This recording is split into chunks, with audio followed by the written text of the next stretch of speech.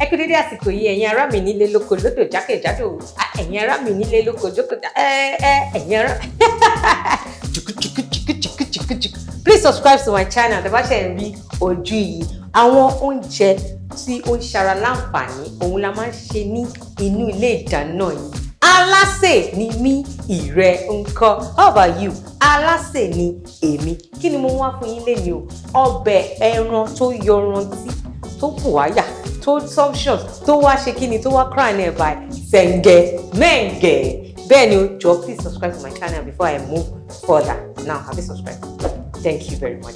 So, kí ni àwọn èròjà mi? Òróró, epo, pepper mix. Let me emphasize again. Please go through my channel. You need to know how to do this pepper mix because pepper mix òun gangan ni gbòógì tẹ́ bá fẹ́ mọ̀ bó ṣe ń ṣe ọbẹ̀ ẹran yìí. So I have prepared my pepper mix dáadáa. Òun rèé, ó ti wà ńbẹ̀. Ẹran lélẹ̀ tẹ́ bá wò dáadáa rí pé ó ti wà ní bíbọ̀. As a matter of fact, mo gbé jáde nínú fridge mi ni. Freezer mi ni. So ó ti wà ní bíbọ̀. Omi ẹran ẹ̀ lélẹ̀. Ìyẹn tá à ń pè ní meat stock. Tẹ́ bá rójú ẹ̀ náà ó gbé jáde nínú fridge. So bó bá ṣe ń preserve omi ẹran, tẹ́ ṣe ń preserve ẹran, tẹ́ bá ti bọ̀ tán and all that, I have it in my channel. Please scroll through and enjoy yourself. Adun bẹ̀rẹ̀ àti Isebe. Báwo la ṣe wá ń ṣe tó ṣe ń dùn dáadáa? Ọbẹ̀ ẹran, ẹ jẹ́ ká kọ́kọ́ bu òróró díẹ̀ léná. Meanwhile, pan wa ti ń heat up lọ. Òróró díẹ̀. Torí àwọn tí wọn kì í like òróró máa ṣe mẹ̀ṣẹ̀mẹ̀ṣẹ̀ àbí epo lójú ọbẹ̀. Then kẹ́ wá bu epo díẹ̀ sí. Depending on the quantity of ẹran, pieces tó wà níbí báyìí yóò tó 15 or thereabout. So depending on the quantity of your ẹran ló máa determine òróró àti kíní. So ẹ rọra fi sí ní ìwọ̀ntúnwọ̀nsì. Ọbẹ̀ ẹran tẹ́ máa ń rà jẹ ní búkà òun ni mo fẹ́ sè fún yín lénìí tó máa complete and sweet tí ò ní gbogbo àwọn èròjà gbogbo àwọn spicy tí ò ní nínú. But tẹ́ bá fẹ́ èyí tó jẹ́ pé spicy yẹn ó kọ́ wọ́rin dáadáa ni, still go through my channel. I love you very much. So bí mo ṣe ń sọ̀rọ̀ lọ yẹn ẹ máa ti notice mi ìwọ tó bá mọ̀ mi dáadáa, you say epo mi dùn ó dẹ̀ dà. That's like I'm licking my hand. So tẹ́ bá ti notice mi pé ẹ̀dà àlùbọ́sà sí ni, mo ti lọ àlùbọ́sà mọ́ pepper mix mi. Àlùbọ́sà tí mo lọ mọ́, you don't want to know how many it is. So mo ti lọ àlùbọ́sà mọ́ pepper mix mi. So you can do you. Pẹ̀lú pé ẹ lọ àlùbọ́sà mọ́ pepper mix does not mean pé ẹ tún lè ṣe mọ́ inú epo báyìí, but I think I am okay with the amount of onions tó wà nínú pepper mix mi. So mo rọra ń dúró, mo fẹ́ jẹ́ kí epo mi da. Tó epo yín ò bá da, ẹ jẹ́ kó gbá ìwà o. Ẹ má bleach ẹ wípé ẹ fẹ́ dín ata ò. No, òmóòyò la fẹ́ ṣe. Ọbẹ̀ ẹran òmóòyò tí àwọn Yorùbá máa ń pè ní dàpọ̀. Kó o ṣe kí ni, kó o mú yan wá àbí kó o mú ọkà wá. That's it too. Òun ni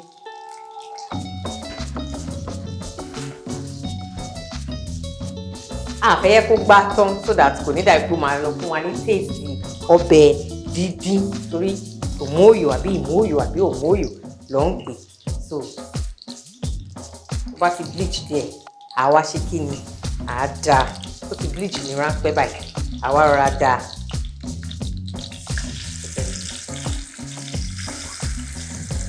So quantity ẹ jẹ́ ń lò iná.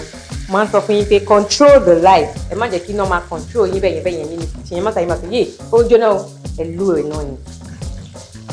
So quantity ẹran òun ló máa determine pepper mix àti epo àti òróró tẹ́ bá máa lò. Ṣẹ̀rí tẹ́ bá try mixture òróró àti epo sí ọbẹ̀ ìmóòyò yín, ó máa ń go to another. Ó máa fún yín ní that good and nice buka taste. So ti yẹ yín, so that's it. And again, bí ẹ̀yin máa ń pé ọbẹ̀ ẹran, torí ẹran ni ẹran rí nǹkan gbàrà sí orí ata sápamọ́, ata máa ń sápamọ́ sára ẹ̀ everything. So ìwọ̀ntúnwọ̀nsì ni bẹ́ẹ̀ ṣe máa season ẹran yín. You might want to add pepper mix nísìn. Ẹ má sọ pé torí ẹran yìí kéré because ẹran máa ń fa ọbẹ̀ mu, whether òmóòyò àbí ata àbí dídín, ó máa ń fa ọbẹ̀ mu. Unlike ẹja tí omi ọbẹ̀ máa ń light, omi ọbẹ̀ ẹran ó máa jẹ́ kó gbé pẹ́ẹ́lí díẹ̀. So bí mo ṣe wà yìí nsìn, ata yìí ti tó fún ẹran yìí ní tèmi because I'm still going to add little water.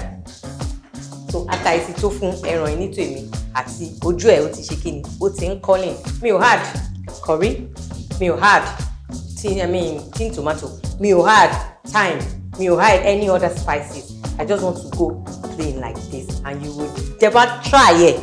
By provided pé you know how to season your meat very very well, and your meat stock is sweet.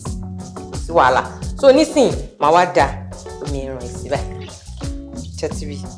So ìwọ tó bá lo omi ẹran tó bá yẹ pé ẹran gbà tẹ́ bọ ẹran bóyá ẹ ti fomi ẹran yín ṣe nǹkan mi àbí omi ẹran yóò really sun omi púpọ̀ jáde.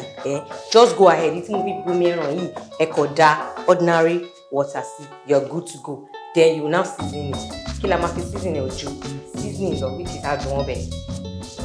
Torí mi mo bọ ẹran mi mo ti mọ quantity adùn ọbẹ̀ sí mo máa fi ṣe, so you might want to ẹ lè fẹ́ try láti kọ́kọ́ kó ẹran sí kẹ́ tó fi adùn ọbẹ̀ sí bọ̀bí torí pé èmi Alase Nimi mo mọ bí mo ṣe ṣe ẹran mi and I know that perfect ló máa jẹ́.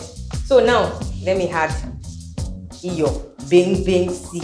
Nǹkan tí màá ṣe next nísìn ni pé màá clear bíbà á fún ata yìí torí pepper mix mi ni mo ti ṣe and I know how well I've prepared it. Ẹ jẹ́ ká fún ata yìí bí like 3 to 5 minutes kó ṣe kí ni kó sẹ́ngẹ̀mẹ́ngẹ̀ mọ́ omi ẹran wa.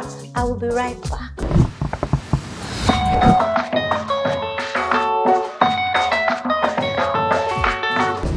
So ó ti pé like 3 to 5 minutes mo sọ fún yín. Oh wow.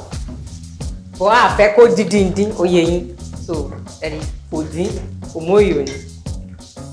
The next thing tẹ́ máa ṣe lélẹ̀ ẹ tètè kó ẹran yín sí. Ẹ tètè kó ẹran yín sí. Ẹ tètè kó ẹran yín sí. Ẹ tètè báyìí.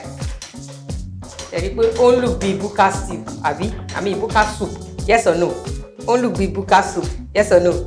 Yes. Actually buka soup. Buka omoyo soup. So kí n kọ́ wọrin kan àwọn spices máa curry, thyme, rosemary, gbogbo look at this. Now Jerry mo sọ fún yín pé ọbẹ̀ ẹran fine ó máa ń thick kò tún wáyé kó ṣe tìkọ̀tì báyìí. What you are going to do now is our advice tó bá pẹ́ ṣe lómi ẹran ẹ má dà sí wọn. You know why? Because ẹran náà ti ní ẹ̀dẹ̀ mọ́ pé mo ti fi seasoning ní adùn ọbẹ̀ àti ìsebẹ̀ sí ata yẹn kí n tó tún kó ẹran sí. But even if tó bá pẹ́ ẹran yín omi ẹran yín dùn and all that ẹ má wà tẹ́ńtẹ́ láti máa yà á sí láti ó máa jà ní o ṣóyè yín. So ẹran mi ti wọnú ẹ̀ báyìí sí máa wá ra mú ordinary water máa wá tone it down so that kò ní tíìkì jù ṣóyè yín. So I will now stir it together like this. Getting in kò tẹ́ fẹ́ àṣìlè ṣe consistency yẹn ni kò ṣàn jù kò dẹ̀ tíìkì jù. Epo tó òróró dùn ata tó iyọ̀ náà dẹ̀ ṣe kí ni ó dùn. So ẹ jẹ́ kí n taste ẹ̀ níbí báyìí kan náà. Alase Nimi má pa mí náà kẹ́ má pa mí náà. Yes, because ó ti yáyì ó ti perfecto. However mi ò need the seasoning àti ìsebẹ̀ mọ́. However tẹ́ bá need just add pim kẹ́ add ẹ̀ sí. The next thing ni pé I'll just cover it kí ẹran yẹn kó sẹ́ngẹ̀mẹ́ngẹ̀ wọnú ata yẹn kí gbogbo ẹ̀ kó marry ara wọn just for 2 minutes so that ọ̀rọ̀ wọn á ṣe kí ni ayéke ṣóyè I will be back. I will be back. I will be back.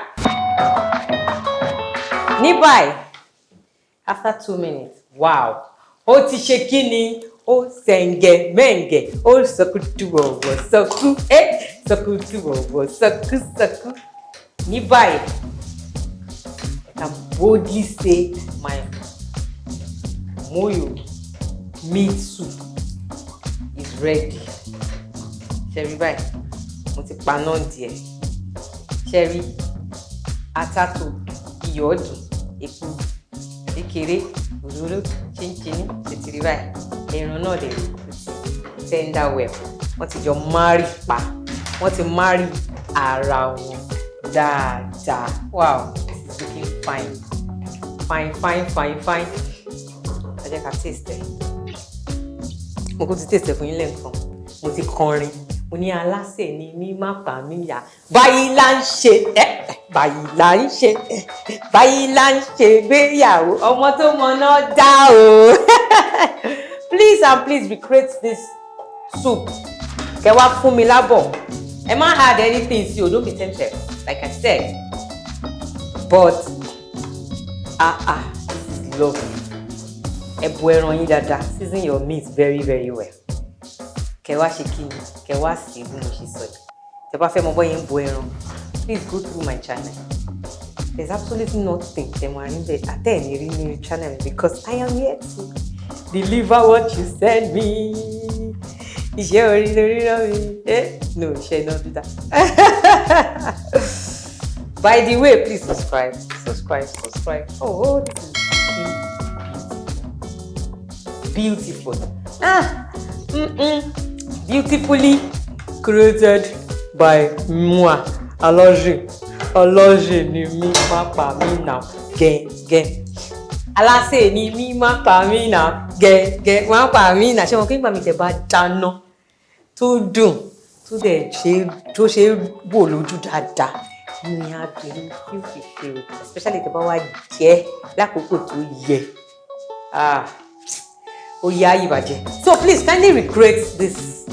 Ẹ follow ẹ bí mo ṣe kọ yín. Kẹ́ wá jábọ̀ fún mi in the comment section. Always remember to stay cool. Ire o lọ́jọ́ gbogbo.